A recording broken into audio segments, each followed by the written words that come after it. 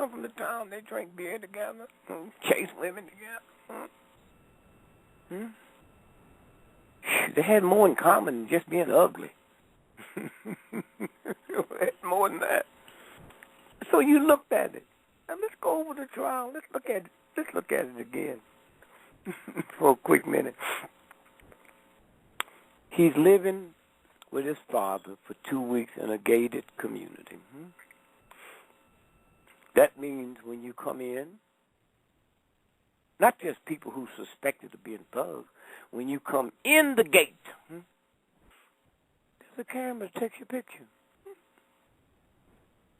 When you go out the gate, there's a camera that takes your picture. That's everybody, not just black folks.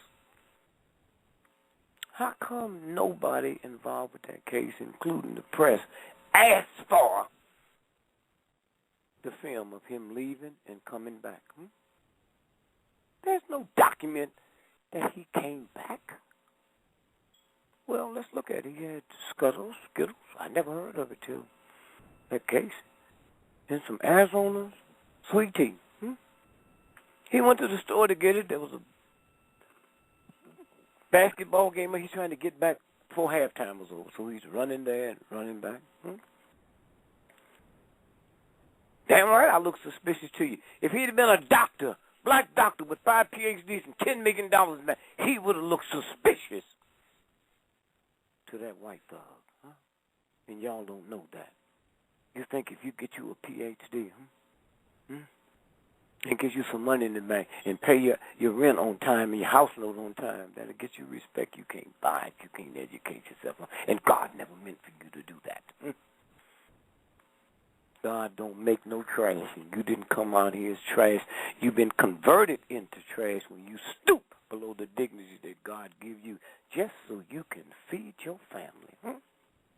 Just so you can feed your family and pay your rent, Well, I got to, some kind of way, I have to be careful, because, I got to take care of my children. I got to pay my hospital insurance so we can be protected. And okay, is that what you're doing? Okay.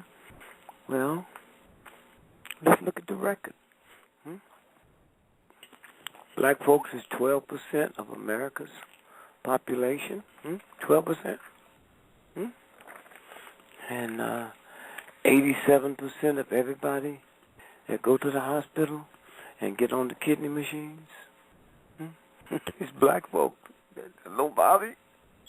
You won't be liked by white folks. I'm going to say this again. Black folks is 12% of America's population. 87% of everybody on kidney dialysis machines is black folks. You think you can hide from this? You think you can? Kidney didn't come from Sears and Roebuck or some ignorant, Negro-hating white boy. It came from the same universal God that created Queen Elizabeth. And all these white folks who think they got power. You know what blows your kidneys out?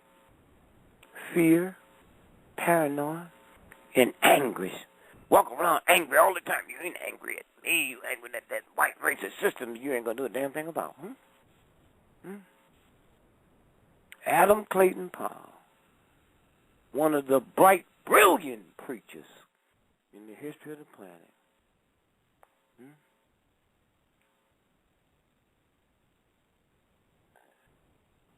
Went into Congress.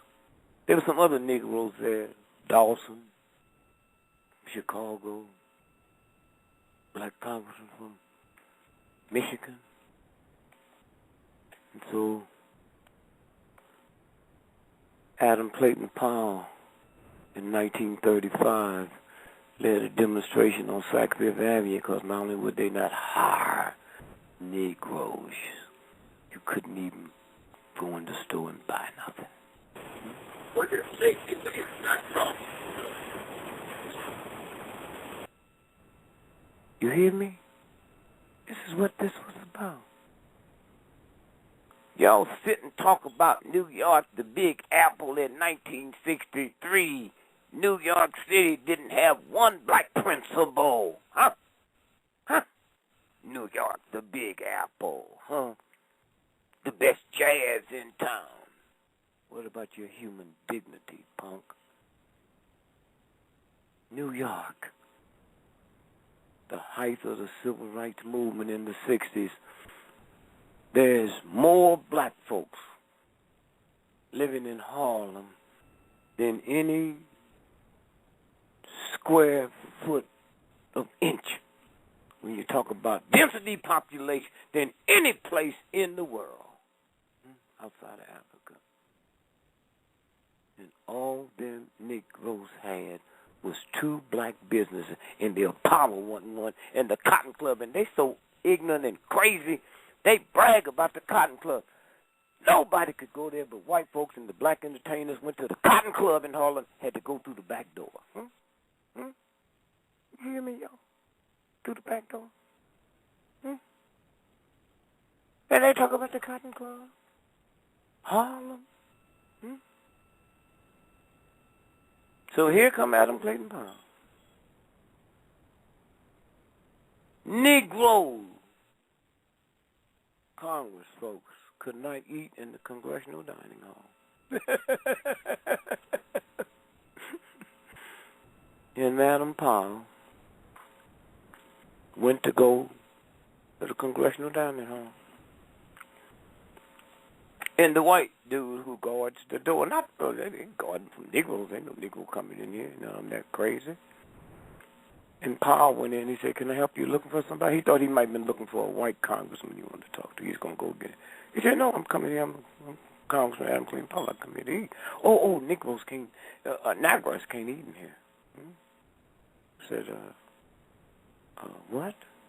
Yeah, I said niggas can't eat in there. Now, y'all stupid enough to want me to tell you this story and say N-words can't eat in here? How crazy are you? Huh? Can you imagine Jews being stupid enough to let somebody convince them because the Germans is upset over the word concentration camp? Huh? That we're no longer going to call it, we're going to call it the C word. Do you know there was not one black person that sit in on the meeting when they decided the N-word? If y'all followed that last presidential campaign, the governor of Texas, they found out him and his son used to rent this hunting lodge every summer called Niggerhead. The Washington Post, New York Times, NBC, didn't say the N-word here. What kind of fools are y'all? Huh? Do you know if a white boy walk up to you tonight and call you a nigga and hit you, that's a hate crime. That goes to federal. If he walk up tonight and call you the N-word and hit you, that ain't a hate crime. The N-word is a designated hitter for nigger. Huh? And y'all are stupid enough.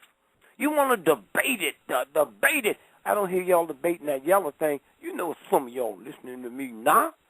If your son or daughter come home with a black person as dark as me, you'd have some problems with it, especially in New Orleans. New Orleans, as we talk, they still got brown bag parties. What does that mean? The parties tonight, there's a brown bag. If you come in, you darker than the brown bag, you can't come in. And y'all tolerate that? Huh? Y'all tolerate that? Give me a break, y'all. So Adam Clayton Powell. Listen to what this thug said. He said, well, I'm sorry, boy, but about 3 miles from here is a colored boy. Billy Simpson has one of the finest restaurants in Washington, D.C. That's where all the Negro Congress folks eat. Said, let me give you the address, and it's a short ride by cab. So Powell looked at him and winked. He lit his cigar and left. Came in the ghetto and found him the biggest, tallest, dirtiest, drug addict, alcoholic, greasy brother. I said, come on, Adam Clayton Powell. I'm going to take you to lunch. And Adam came back. And he said, Adam, how was it? He said, well, I didn't go there. How was what? Lunch. Oh, no. I told you. Oh, I thought you told me that one Negro couldn't come in here. He had to have more than one, so I brought my friend. And let me tell you something, redneck, ignorant honky. You better get out the way, or I'll throw you through that window over there. Get out the way, boy. And then flicked his stick all ash on me and walked on in, okay? Adam Powell. Adam Powell. The largest church in America at the time. Now we got these mega churches, and y'all even ask questions. Mega, minimum $40 million, maximum $70 million. When General Motors can't get a loan, where you think them Negro preachers got that kind of money from a bank? Are you crazy? What's that about? Huh? What's that about? Huh? What do you think that's about? And then when you violate them white boys, like Reverend Long, Bishop Long in Atlanta, you know ain't nobody going to be upset about a gay preacher in Atlanta. Them 4 little old boys that got him busted, that wasn't about him being a homosexual. Oh, I don't deny that. He thought he was big enough and bold enough to go over there and mess with them diamonds in Africa. That's what they took him down for. And ask yourself a question. How can 4 little boys, poor, ghetto, no education, hire one of the most powerful, expensive law firms in the world to handle them, huh? So y'all go on and play your games. Play your games. And while you're playing it, listen to this. What tears your kidneys up? Fear, paranoia, angry. Always fear of something, paranoia. Think they're going to get me? They might, but you ain't supposed to walk around thinking it. What cools your kidneys out? Balance machine. No. Awareness and gentleness. Hello. Huh? You get rid of dark by shining light. You get rid of hate by shining love. Gentleness. Huh? Well, not me. Well, it beats one of them kidney dialysis machines. You got to go 3 times a week and they hurt. What straightens your kidneys out? Awareness. Thanks for shows like this. Gentleness. Thanks for shows like this. Oh, when I was a little boy, a black person, especially a black woman, died from cirrhosis of the liver, and you hear people, I didn't know she drank. No, she didn't. What tears your liver up? Anger, rage, depression. She never had a drink of alcohol in her life. All them liver infections y'all got that come from anger and rage and depression, tolerating racism and prejudice and segregation from a white supremacist system. If you don't know how to handle it and you don't know God, I'm not talking about that church down the street, huh? That church down the street produced all them priests that was ripping them little boys out, and they wasn't ashamed of it. Because if you ever been to a cathedral and look up on the wall and you see that goblin on the wall, that man with the wings, and you see them little 2- and 3-year-old white boys with no panties on, they little wee-wees showing with angel wigs on, they wasn't ashamed. Part of their thing. You heard what the Pope said yesterday? Who am I to criticize them? You right, because you one of them. When? And then lungs.